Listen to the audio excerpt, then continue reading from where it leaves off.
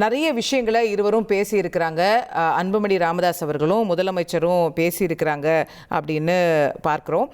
இதில் குறிப்பாக திரு அன்புமணி ராமதாஸ் அவர்கள் மதுவுக்கு எதிராக, போதைப் பொருட்களுக்கு எதிராகலாம் அவங்க கட்சி தொடர்ந்து பேசி வரதுனால இந்த விஷயங்கள் எல்லாம் நீங்கள் கவனத்தில் எடுத்துக்கொள்ள வேண்டும் அப்படின்னு டாக்டர் அன்புமணி ராமதாஸ் இந்த சந்திப்பில் முதலமைச்சருக்கு வலியுறுத்தி இருக்கிறதா. இதெல்லாம் ரொம்ப முக்கியமான பிரச்சனைகள், இதெல்லாம் நீங்கள் கவனத்தில் எடுத்துக்கணும் அப்படின்னு அவர் குறிப்பாக மது, போதைப் பொருள் சார்ந்த விஷயங்களை வலியுறுத்தி பேசியிருப்பார் நமக்கு சில தகவல்கள் தெரிவிக்கின்றன. அந்த மீட்டிங்ல இதெல்லாம் அவர் சொல்லியிருக்கிறாரு, முக்கிய மக்கள் பிரச்சனைகளாக எடுத்து சொல்லியிருக்கிறாரு அப்படின்னு நம்ம இந்த மீட்டிங்ல இருந்து புரிஞ்சுக்கிறோம். அதே போல ஏற்கனவே முதலமைச்சர் போதைப் பொருள் நடமாட்டத்தை தடுப்பதற்கு அவர் ஒரு நடவடிக்கை எடுத்து முதல் கையெழுத்திலேயே அவர் அந்த போதைக்கு எதிரான சில குழுக்களை அமைப்பதற்கான கையெழுத்தை போட்டிருக்கிறதுனால அது பற்றியும் அவங்க பேசி இருக்கிறாங்க. இது பற்றிய விவாதம் இருவருக்குள்ள நடந்திருக்கு முதற்கட்டமா அப்படின்னு நமக்கு தகவல்கள் தெரிவிக்கின்றன. டாக்டர் அன்புமணி ராமதாஸ் அவர்களை முதலமைச்சர் விஜய் அவர்கள் சந்தித்து பேசி இருக்கின்றார் அப்படின்றத அந்த காட்சிகளை, அவர் வீட்டிலிருந்து வரக்கூடிய காட்சிகளை பார்க்கிறோம். அடுத்தடுத்த சந்திப்புகளை நிகழ்த்தி வருகிறார் முதலமைச்சர் விஜய் அவர்கள். நம்மோடு தொடர்ந்து திரு ராஜகம்பீரன் அரசியல் விமர்சகர் நம்மோடு தொலைபேசி வாயிலாக இணைகின்றார். திரு ராஜகம்பீரன் என்ன மெசேஜ் சொல்றாரு திரு விஜய்? அஃப்கோர்ஸ் அரசியல் நாகரிகம் அப்படிங்கிறது பிராட் மெசேஜ், அது எல்லாருக்கும் தெரிஞ்சது. ஒரு நாகரிகத்தோடு போய் வாழ்த்து பெறணும், எல்லா தலைவர்களையும் சந்திக்கணும் அப்படிங்கிறது ஒரு அடிப்படையான விஷயம். அதை தாண்டி ஒரு பொலிட்டிக்கல் மெசேஜிங் இதில் இருக்குன்னு நினைக்கிறீங்களா? தன்னுடைய கட்சி தொண்டர்களுக்கோ அல்லது அவர் சந்திக்கக்கூடிய அந்த கட்சியினுடைய தொண்டர்களுக்கு, எதிர்கட்சியில் இருக்கக்கூடியவர்களுக்கு, பொதுமக்களுக்கு ஒரு பொலிட்டிக்கல் மெசேஜ் ஏதாவது சொல்றாரா விஜய்? இல்ல, அரசியல் கருத்திலே நாம் ஒரு கருத்திலே ஒரு கட்சி வென்று விட்டது என்பதனால் எதிர்கருத்துடையவர்கள், மாற்று கருத்துடையவர்களை தனிமனித பகையாக கருத வேண்டிய அவசியம் இல்லை.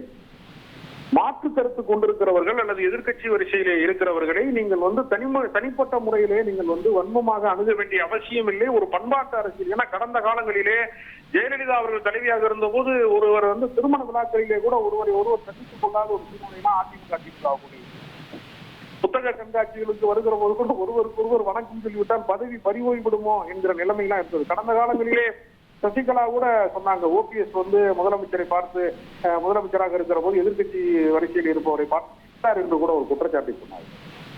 அப்படிலாம் கடந்த காலங்களிலே ஒரு தனிமனித பகையை போலவே ஒரு வீட்டுல அப்பா ஒரு கட்சி, மகன் ஒரு கட்சி இருப்பாங்க.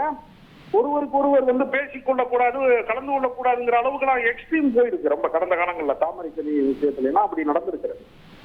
அதனால இது தமிழ்நாட்டு அரசியலிலே ஒரு பண்பாட்டு புரட்சி. இது ஒரு நாகரிக அரசியலினுடைய உச்சம். இதை விஜய் முன்னெடுத்திருப்பது என்பது அவருடைய கட்சி தொண்டர்களுக்குள்ளேயுமே நாளைக்கு இது மாதிரியான ஒரு பண்பாட்டை வளர்ப்பதற்கு உதவும். இல்லைன்னா இது ஒரு தனிமனித பகை போல பார்க்கப்படக்கூடிய நிலைமை நெடுங்காலமாக வளர்க்கப்பட்டிருக்கிறது. அதுக்கு அவசியம் இல்ல. இது ஒரு கருத்தியல். அரசியல் என்பது ஒரு கருத்தியல். அந்த கருத்தியலுக்கு உடன்படாதவர்களையும் நாம் நேசிக்க வேண்டும், அவர்களை ஒரு பண்பாடோடு நாம் அணுக வேண்டும் என்பதற்கான ஒரு முன்னுதாரணமாக நான் பார்க்கிறேன்.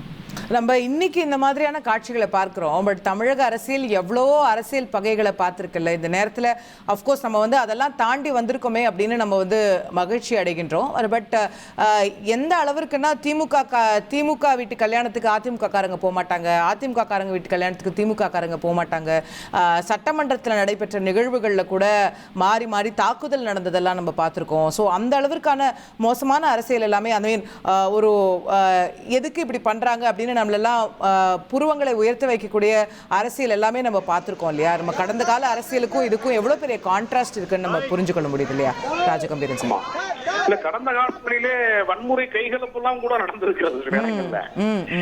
நீங்க கல்யாண வீட்டை சொன்னீங்க, துக்க வீட்டுக்கு போக கூடாத நிலைமை எல்லாம் உருவாகி இருக்கிறது.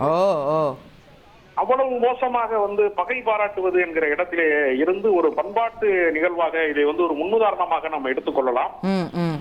ஒரு முதிர்ச்சி பெற்ற அரசியல் தலைவர்கள் எப்படி நடந்து கொள்ள வேண்டும் என்பதற்கான ஒரு முன்னுதாரணமாக ஒரு இளம் அரசியல் தலைவராக இருக்கக்கூடிய விஜய் நடந்து காட்டுகிறார் என்பதை நான் வரவேற்கிறேன், பாராட்டுகிறேன். திரு விஜய் அவர்கள் அரசியலுக்கு புதியவர். அவர் இன்னைக்கு முதல் தேர்தலே வெற்றி பெற்று முதலமைச்சர் ஆயிருந்தாலும் கூட அவருக்கு அரசியல்ல 3 வயசு தான் ஆகுது இல்லையா? அவர் he is still new to politics. அப்போ இந்த மாதிரி பதவி ஏற்ற உடனேயே பெரிய தலைவர்களை சென்று சந்தித்து வாழ்த்து பெறுவது அப்படிங்கிறது ஒரு புதியவராக வந்திருப்பவர் நம்ம மூத்தவர்களை சந்திக்கணும் அப்படிங்கிற ஒரு மரியாதை நிமித்தமாகவும் கூட அதை எடுத்துக்கலாம் இல்லையா? அந்த பார்வையும் இருக்கு இல்லையா? இல்ல, காலையில் அவர் எடப்பாடி பழனிசாமி வணக்கம் வைத்ததை கவனிக்காமல் விட்டுவிட்டார் என்று காலையில் ஒரு விமர்சனம் வந்தது. ஆமா ஆமா. ஆனா மாலையிலேயே வந்து காலையில் வெயில் அடித்தது, மாலையில் மழை பெய்தது மாதிரி வந்து மத்தியானத்துக்கு மேல அது விஷயம் வேற ஒன்றாக மாறிவிட்டது. அதனால இந்த பண்பாட்டு அரசியல் தொடர வேண்டும், எல்லாருமே இதை பின்பற்ற வேண்டும். இது கடந்த காலங்களிலே ஏற்கனவே வந்து காமராஜர் காலத்திலே இது போன்ற பண்பாடு நிகழ்ந்திருக்கிறது என்கிற வரலாற்று குறிப்பை சொல்லுகிறார்கள். அதை பார்க்காத ஒரு தலைமுறைக்கு இந்த அரசியல் வந்து ஒரு புதிய விஷயமாக இருக்கிறது. இது ஒரு வரவேற்கத்தக்க விஷயமாக இருக்கு நான் நினைக்கிறேன். ட்ரெண்ட ஃப்ரெண்ட் ஆக்கிக்கோங்க. தந்தி டிவியின் சப்ஸ்கிரைபர்ஸ் அண்ட் ஃபாலோவர்ஸ் குடும்பத்துல நீங்களும் இணையுங்க.